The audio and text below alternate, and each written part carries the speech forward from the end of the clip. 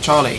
Hi. An exciting programme you're going to be involved in. Can you tell us about it? Yes, the programme is called Singing in the Rainforest, and the premise is basically that I went over to Namibia to spend time living with a tribe called the Sand People, some of the oldest, one of the oldest tribes in the world, and lived in amongst them for about 10 days and learned about their culture and learned about their music. And throughout the week, I started writing a song with them. And at the end of the show, we basically performed that song together. So I guess it's the merging of two musical cultures together. Hannah, you want to come and join me? Hey. Have you ever heard your voice in a microphone? No. Well, come over here. I'll shorten it a bit. You see this pedal down here? Yes. It splits your voice into harmony. So I want to try it and see what it sounds like on you. Yeah. Ready?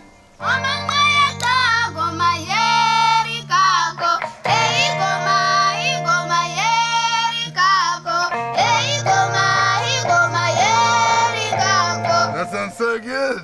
Give me a high five. High five. You can hear it back.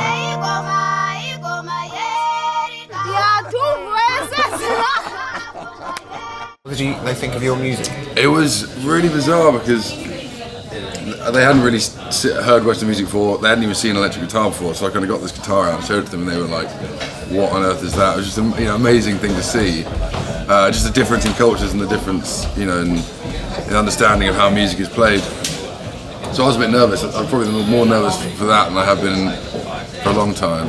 But the reaction was great. Some of them sort of broke into tears. It was a really special moment. I think that was one of my favourite moments doing the show, was playing to them for the very first time. So what did they make of the electric guitar then? Did they ever go on it? Yeah, they did. I got it around them, and one of the gal, the sort of the leader of the tribe, started having a go, and I think he was a bit bemused by what this thing was. At the piano, we took a piano out. We basically took a full rig with us, and it was incredible to see their reaction. And I think they really enjoyed the process of making this song, and I'm really happy with the way the song came out as well. So what was their music like as well? Because they treated you to performance. They did. It's very rhythmically based. A lot of clapping, a lot of syncopated clapping, which is not the easiest thing to do, and I think it's very much inbuilt in their makeup. They're very rhythmical people, and they were great singers, and that's what I was surprised about the most. I didn't know what their musical ability would be, because the producer of the show didn't want me to know anything before I got there. And they were great singers, and they had a great knack for melody, and so I thought, the structure of the songs were very different, and trying to explain to them the Western song structure of a verse, chorus, verse was pretty difficult, because they were like, why would you have a verse and then another verse? Like, that doesn't make any sense. And I was like, it kind of does, like that's the kind of the way we do it over here. And so it was really, that was bridging that gap between the two understandings of how music should be structured. But their music was great. So you did have some creative differences there? Yeah, it was more barriers of trying to explain to them. Obviously they didn't speak the language. They spoke an amazing language, click language, so they speak in clicks. And just that huge divide, obviously, in musical understanding was problematic to start with, but we ended up coming up with cool ways of like signs and all these sorts of things to try and get the message across. And they absolutely nailed it at the end. I was so proud that they put all this work in to get the song right, and I was kind of pushing them really hard, and they did it. It was great. Music aside, how did you find life with the tribe?